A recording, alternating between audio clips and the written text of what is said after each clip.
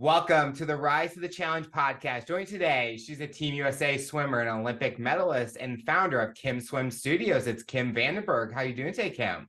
I'm great, Alex. Thank you so much for having me today. We're so excited to have you on the show to talk about your rise to the challenge. What we like to do with all of our guests is go right to the beginning. Talk about where you're from and what you like doing growing up.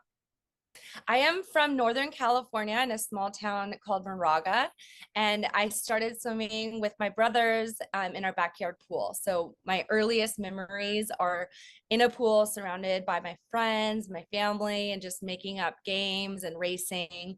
I also like to play other sports besides swimming. I really liked soccer and I tried basketball and baseball, but swimming for me was always my number one passion. Did it feel like you had your own resort, having a pool in the backyard? Just go out the back door and hop right in? Yeah, we spent a lot of time in that pool and the hot tub as well. And we had a tree we used to always go climb, and then we had a trampoline. We were all very active. So we were either like jumping on the trampoline, climbing up the tree, like hiding from babysitters, or swimming and making up games in the pool. So we were definitely outside a lot. When did you feel that competitive side with swimming? What age would you feel that came about? So when I was 8 years old, that was when I had my first official race, so 25-yard freestyle. My parents put us all in a summer league swim team. So that was when I was 8 years old, but it was probably before that because I would race my brother John, my older brother, and I was probably, I don't know, 6 or 7. So we loved to race and just chase each other. So I always kind of had that competitive energy from a very young age.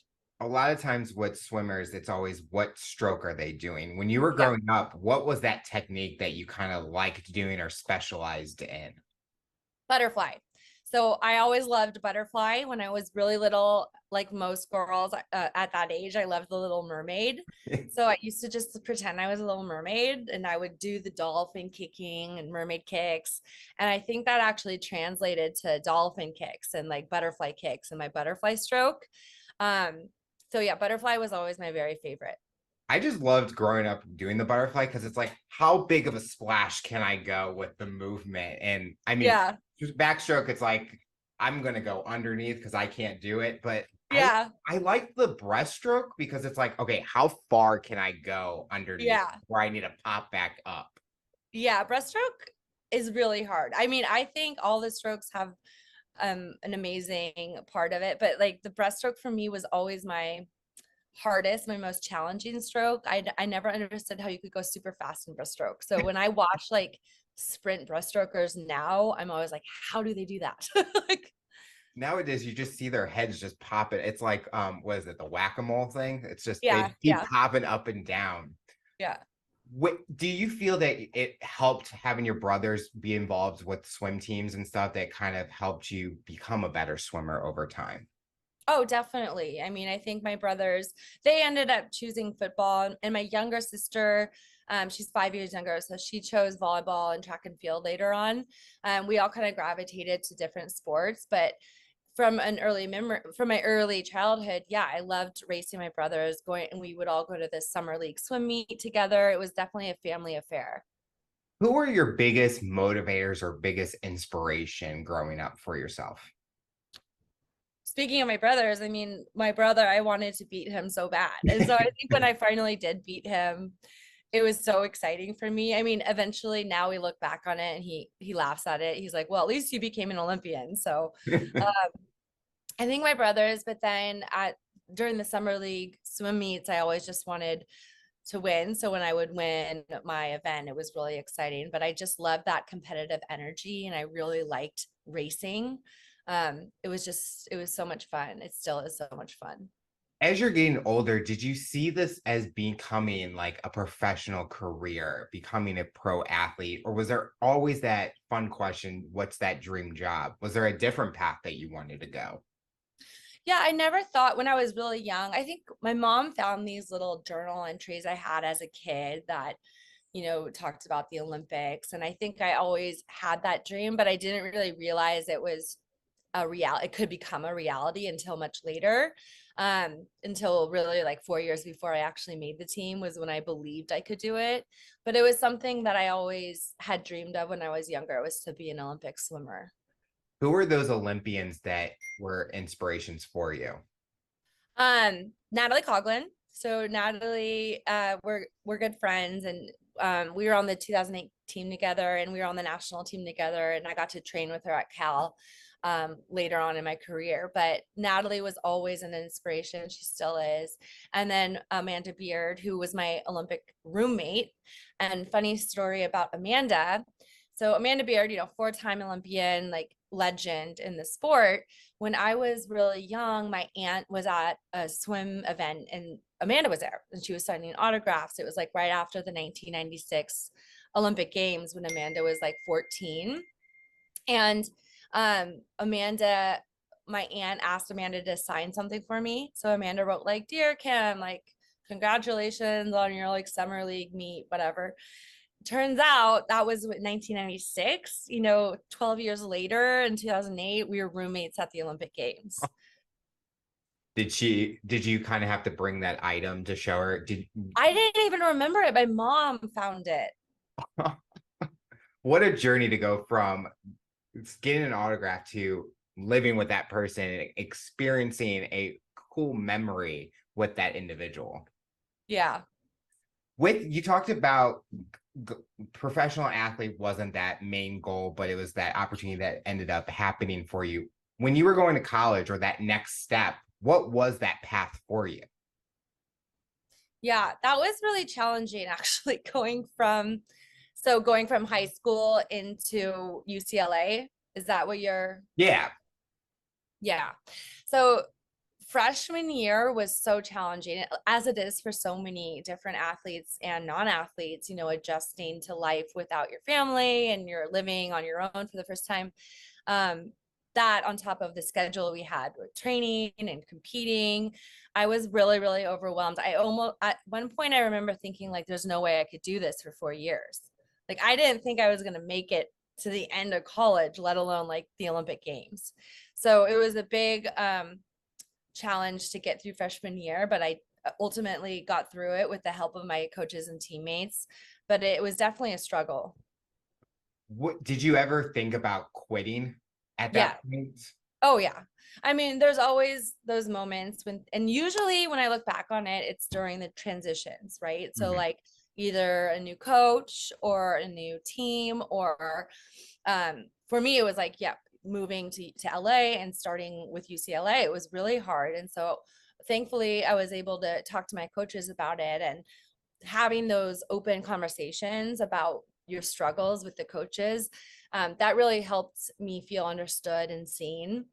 And I think my coach gave me like maybe a day off or an afternoon off, and I was able to just kind of relax and rest because I was just so tired from training. And that really gave me the perspective I needed to keep going. Looking back at that time and the schedule and the training, do you feel that there was a way that they could adjust it, that it would have been better so that you didn't have to go through those challenges right off the bat, especially freshman year, where it's your first year and you're trying to enjoy that experience and get into the rhythm? Yeah, I think that's a good question, but I also look back at the challenges as opportunities to Yeah. grow and to become more resilient. So I think they're necessary, especially when you're trying to get to like an elite level. You need to have challenges to overcome. So you get that confidence, like, oh, I thought I was going to quit, but instead of quitting, I didn't. I kept going. I moved through the struggle, and now I'm stronger because of it. So I think it is important to have those conversations with the coaches and have the support, right, with your team, with the coaches, with your teammates, and also with your family and your friends. Like having that support system is crucial for anyone. What were the competitive meets like at a college level? What was like a memorable meet that you had? The meets were fun. They were fast, so dual meets happened. Like we would have, let's say it was like Stanford, UCLA, whatever. Like you have the relays and then you have individual event relay. It was like basically a training it was like a really hard training day, right? Like you're swimming multiple events, you're doing relays, you're like warming up, warming down, going in between, the competition pool and the warm down pool. But the cheers were always really fun with the team, like making up cheers with the UCLA girls and trying to beat the other team. It was fun. I actually am very excited to go watch a UCLA swim meet this year. I think it's in a few weeks against Santa Barbara.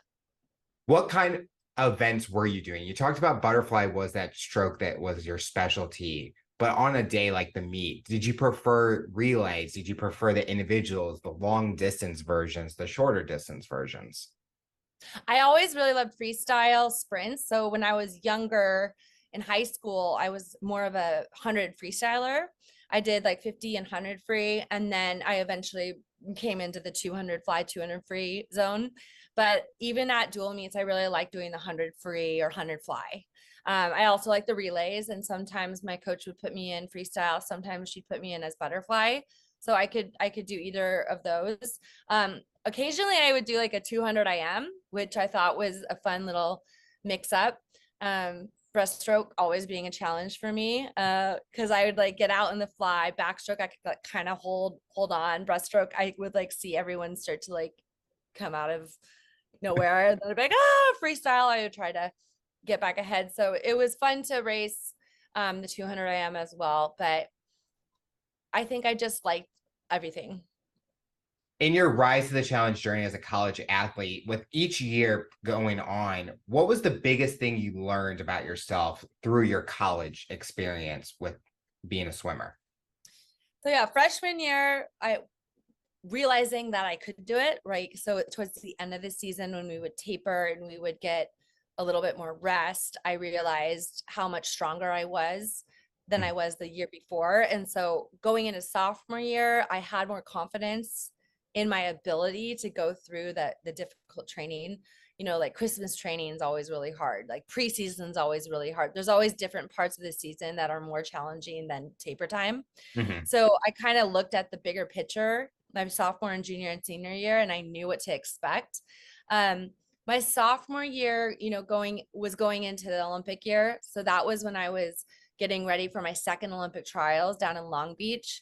And I missed the team that year, but it was really that year, my sophomore year, where I realized how close I was to being an Olympian. Like I think I got like fifth place, I think, at the Olympic trials. So I was only 3 spots away from making it. And I was like, what? I was racing, an American record holder. I was racing all these Olympians. And if I could race these girls, maybe I could beat them one day, So then that really clicked for me.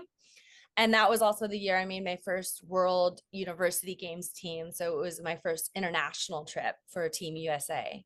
So that kind of started, getting me to the next level of swimming. And so it became much more dedicated and focused on my outside of swimming training, like my mental side. Like I started working with a sports psychologist. I started working with a nutritionist. I started like kind of taking up my training to another level. And so I think each year I just gained more experience and more confidence. Starting out with representing Team USA at the World University Games, what was that feeling like, representing a country at an international stage? It was so much fun. I became very close with the girls on the team. I'm still best friends with one of them today, Haley Pearsall. So Erin Pearsall's sister. Haley and I met that year in 2005, and then we were like always roommates. We were training together. We were wearing the Team USA outfit and wearing Team USA cap with your name on it. And I was able to race at the time the world record holder in the 200 butterfly. And it was just, it felt very surreal. Like, I can't believe I'm, first of all, in Turkey. Like, we flew to Turkey. So it was the longest trip to get to Turkey, and our flight was delayed in Germany. And Oh, so literally to be across the world competing for Team USA. And it was a whole nother experience, and something that I ended up doing for another decade after that year. is there an event at or like a meet for Team USA that you're kind of like will always be a memory besides the Olympics? Is there a meet that you did that was like you'll remember that moment? Because you kind of talked about how going to Turkey, doing that at an international stage, going to the Olympics is definitely a big moment. Is there another event that you got to represent Team USA at that is an all-time favorite for you? 100%. I loved competing in Australia at the World Championships in 2007. So that was also a fun experience with Haley. We were roommates and she was racing a distance event. I was doing 200 fly. And I got a silver medal against Jessica Shipper, who was the world record holder at the time. And it was Australians love swimming, right? So being in a country that, and it was one of my best time. It was my best time actually ever in the 200 fly. So I went at 206.71 and I dropped like a second and a half and I almost beat the world record holder. It was really, really probably more memorable or close to as memorable as the Olympics for me. Let's talk about getting to the Olympics. Talk about that lead up aspect, the trials and all that. What was that experience like?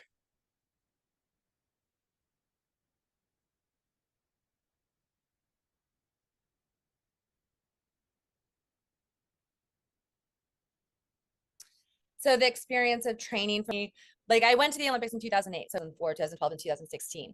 So 2008, when I made the team, I was able to train with Michael Phelps and Oh, Bob Bowman and their whole team.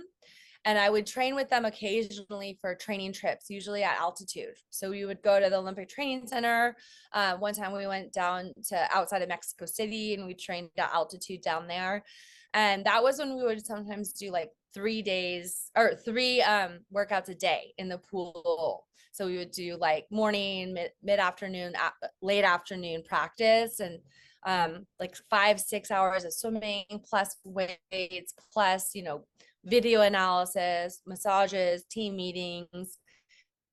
It was pretty full on. It was nonstop. It was physically, mentally super challenging. It was also best men and women in the world. So it was definitely an experience that I'll never forget. talk about now getting that opportunity. You are going to the Olympics. What is the feeling like getting off the plane, going there, and what was that experience like? Well, before we went to the Olympics, we had our training trip in Singapore. And I think we flew out there maybe 2 weeks before. So I think we flew out to Singapore before that and we did our training trip as a team to get ready for Beijing.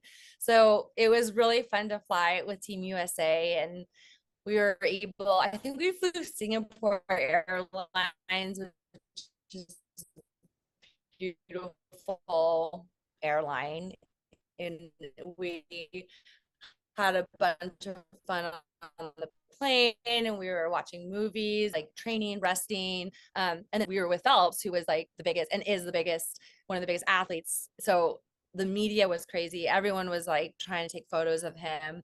So it was interesting going through the airport with like Michael Phelps, right? And having all these people taking photos and the pollution was kind of bad at the time and it was really hot in China. It was my first time to China, so it was kind of a culture shock. I would say the experience was quite overwhelming to be honest. Why would you say it's overwhelming for you? I think it was overwhelming for all the things I just said. You're in a new country, like the high so you're dealing with a lot of nerves, a lot of emotions, plus you're outside of your comfort zone and there's so like going into the Olympic Village is like at an airport, like you have so much security Mhm. as you should, but like you're going in and out of security lines, you're taking buses. Physically, it was also a little bit overwhelming. Like you have to make sure you always have your pass with you, make sure like you have everything you need and you know where you're going and like so there was just a lot going on. And then on top of that, you have to make sure you're going to get your job done competing. Was it always nerves getting to you before the date of the race happening or the time that you needed to perform and be at the swimming pool, and then when you got to the day of, it was like, I'm ready to do this. This is where I've been working so hard for.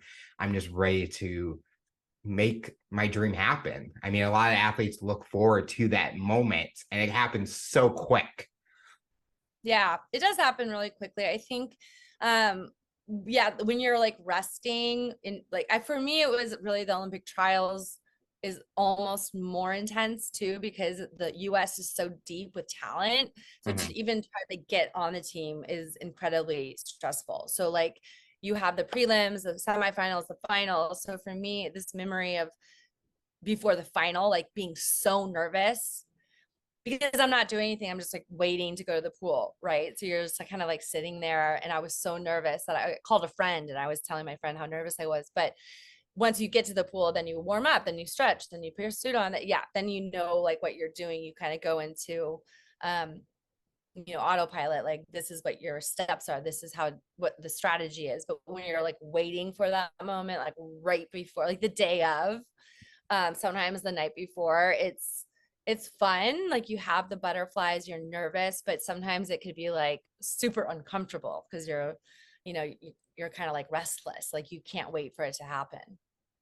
As I mentioned in the intro for this interview, Olympic medalists.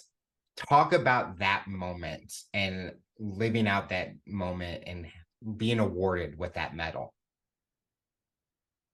So I think it's important when you're at the Olympics and you're not in the final. So I was a preliminary swimmer. So they have a whole different relay team for the prelims, and then in finals they have a different team. Some people go onto both. I was just prelims, so I unfortunately did not get to be on the medal stand, but I did watch them go on the medal stand, knowing that I swam in the prelims to help them get the medal, and I also got the medal. So it was a very unique experience to be getting a medal but not be on the stand, because I've had medals from international competitions and I've been on the podium. So it was still rewarding, obviously, to have the medal. It's amazing that I was able to be part of that experience, but it was different than, let's say World Championships or Yeah. um, World University Games, Pan Pacific, um, Pan Pacific, Pan American Championships.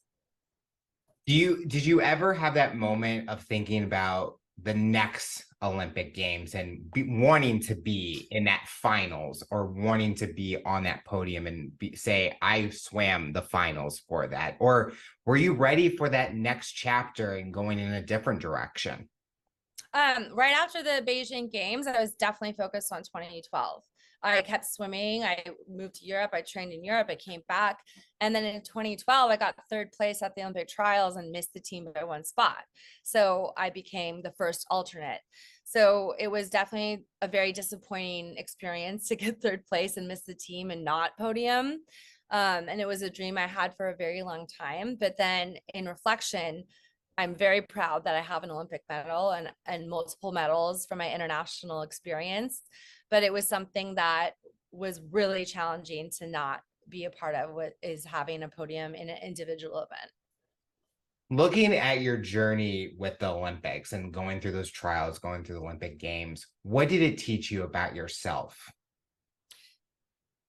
That's a loaded question. There's so many things it taught me. It's been an incredible life experience. It's been my entire life pretty much is going to 5 Olympic trials and failing and failing and winning and failing and failing. I joke that I failed my way to success. And I think that it's really important to fail because you learn so much about your character. Yeah. So I say that I learned more about myself from failing than I ever did about winning. And I learned that I was able to change my perspective of what failure is. So yeah, I thought I failed when I missed the team by one spot. I got third place. But then in retrospect, I got third at the Olympic trials in the US. So I was third in the US, which is amazing. And I was like top whatever in the world, top 25, top 30 in the world at the time.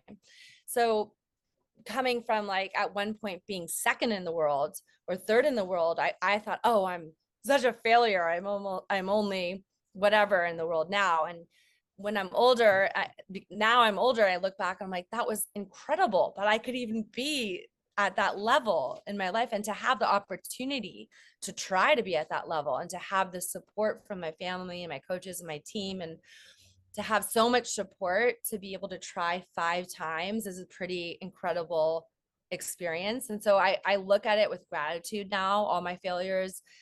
So it taught me that I'm very resilient, very blessed.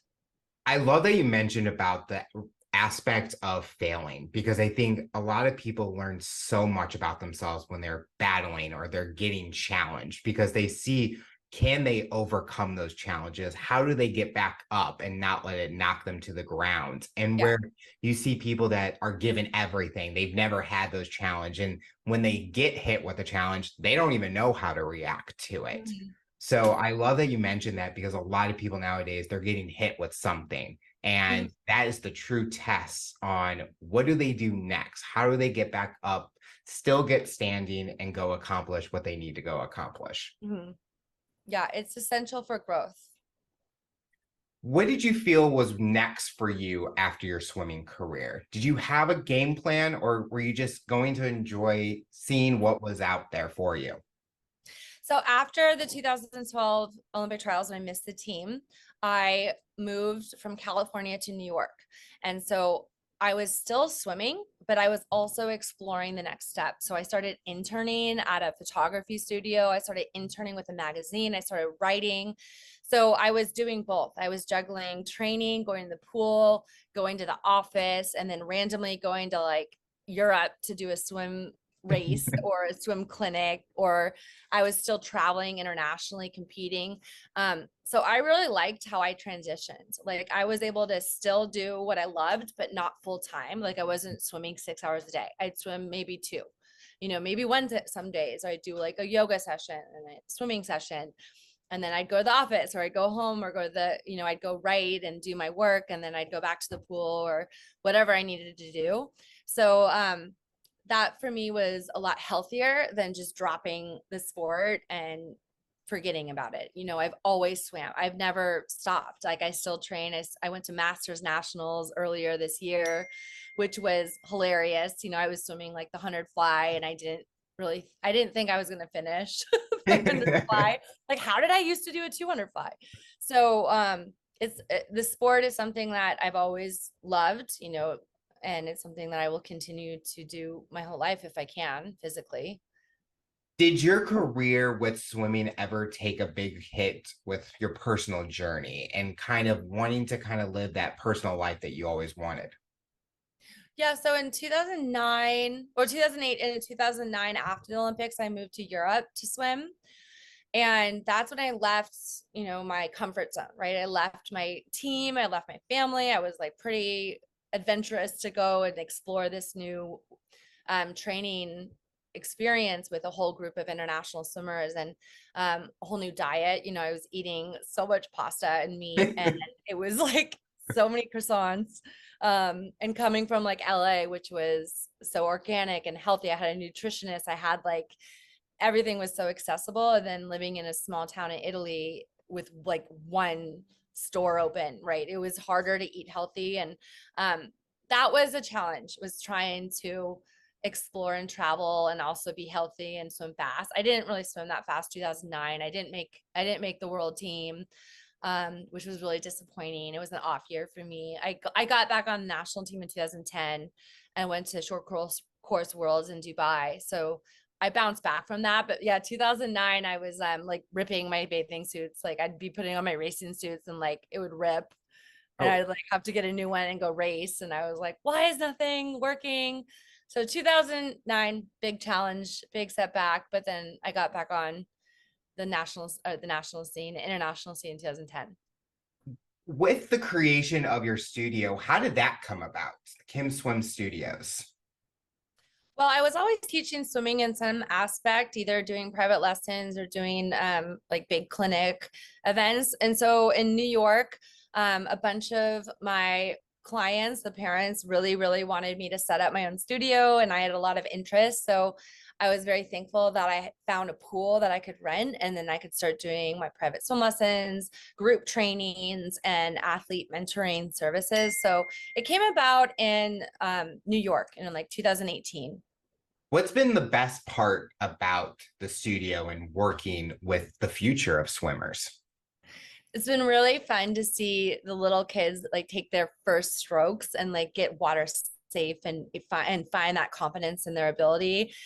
This one little girl did like her first stroke in New York, and she popped up. She goes, "It works!" And it just made me laugh. I was like, "I told you, like you could do it."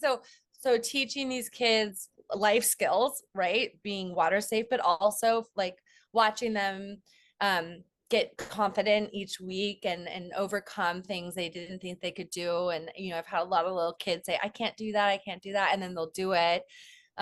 It's really rewarding work, and it's really fun to help younger kids. And then also when I mentor athletes, so I do like video calls or phone calls with athletes, and I help them overcome any setbacks they're having mentally with their training or any nerves they're having with their race, and to kind of talk them through that. It's really rewarding to help them with their journey. A lot of days there's so many coaches out there, but do you feel that a lot of people come to you because you've been through the experiences, you've had those setbacks, you've had those accomplishments, and they want to learn from someone that has experienced it all and knows how to battle through it?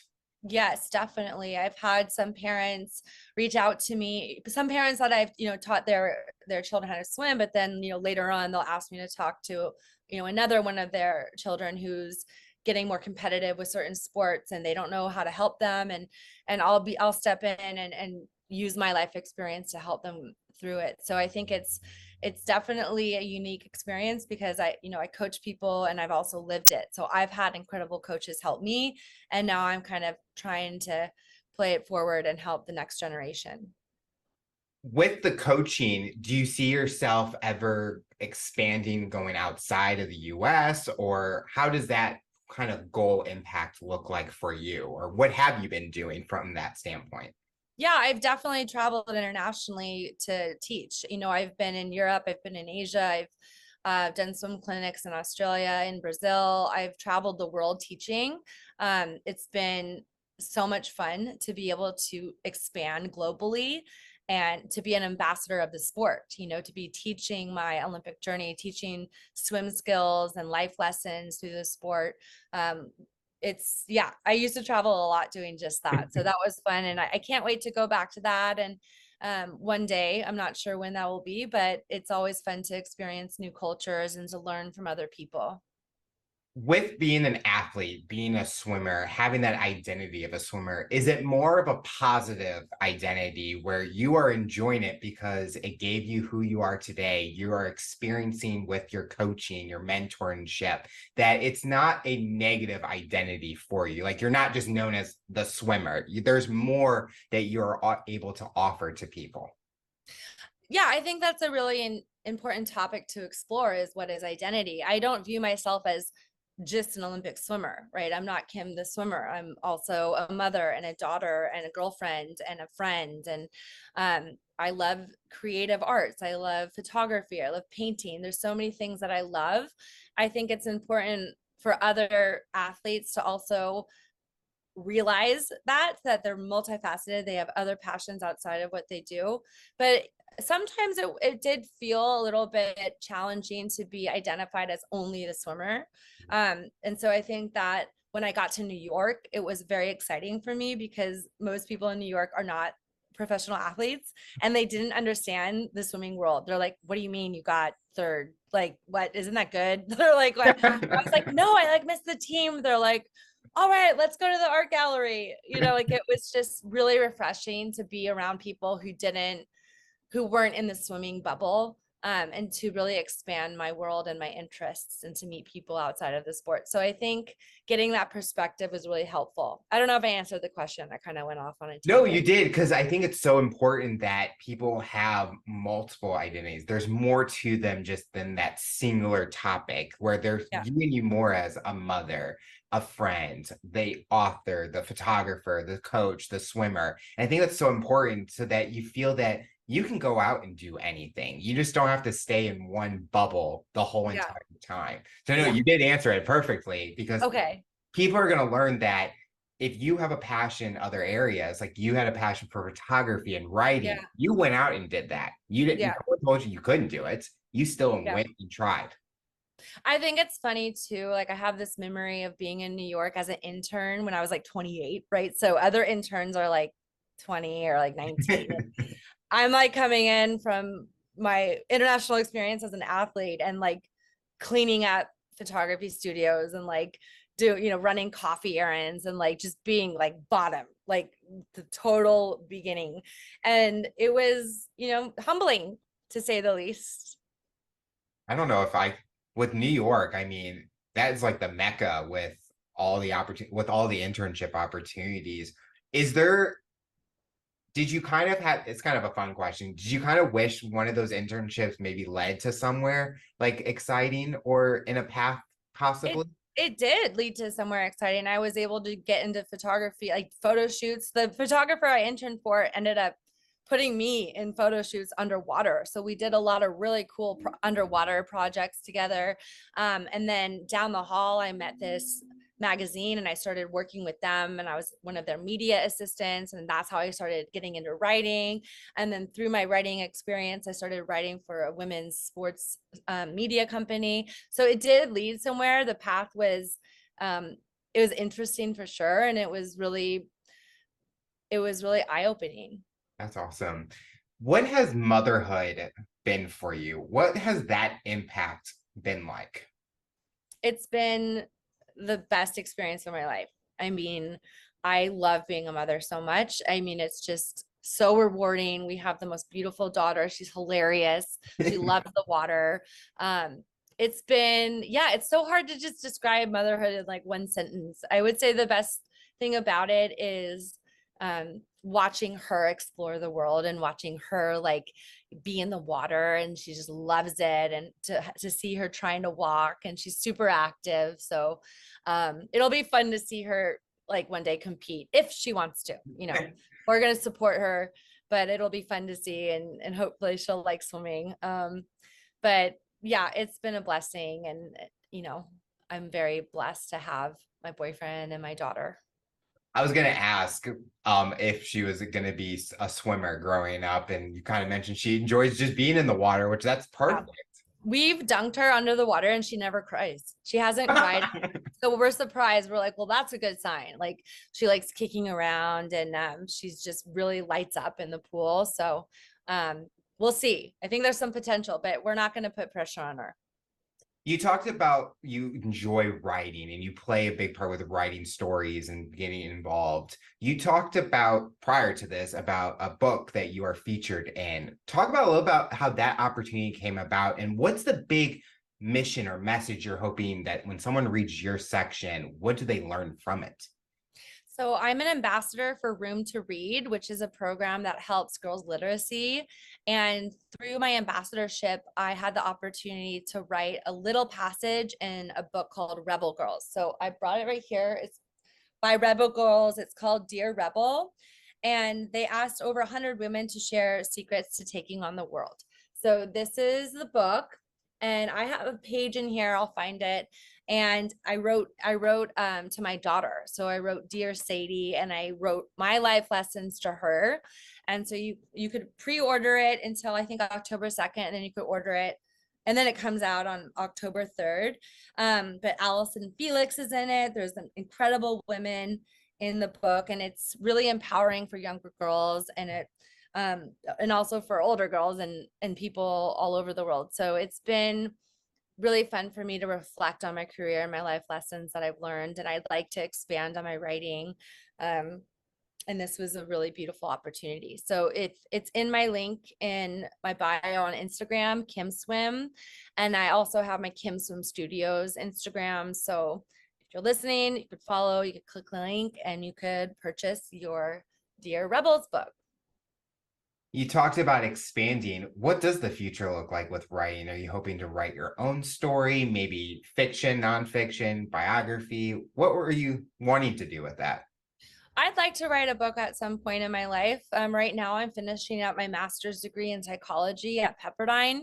on top of motherhood and teaching swimming and mentoring athletes. So it's a full schedule, but I think it'd be really fun to write my own book one day about my experiences through sport, you know, specifically overcoming failure like we talked about today, and really getting through the hard times in order to succeed. When you're not working, what do you like to do for fun? Well, my boyfriend and I think swimming's fun. So I know like we like to go swim together. I really love going to yoga with him. We like hiking. We're very active. We have a little dog and we like to go to the beach. We like to eat.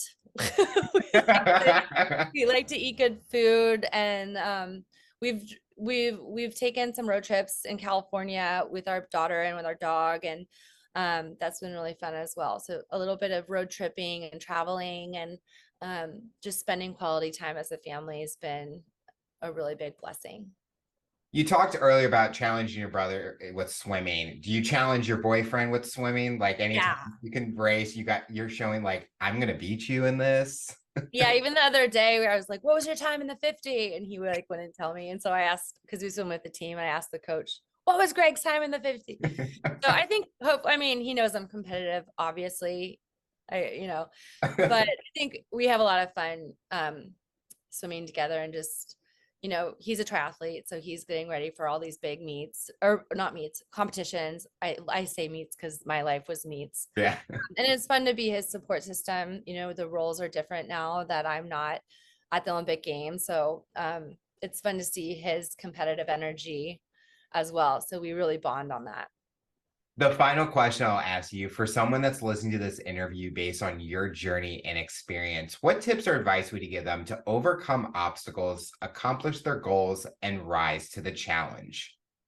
Stay in your own lane. I like using that advice. Like, don't worry about what other people are doing. You have no control of that. You know, focus on what you can control.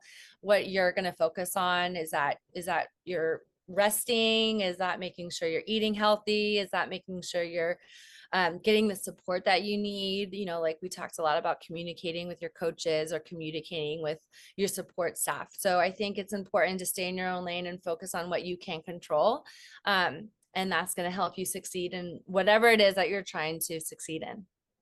Kim, I want to thank you so much for coming on the show and talking about your rise to the challenge. You're inspiring so many people, and we are excited to see what the future looks like for you. Thank you so much for having me, Alex.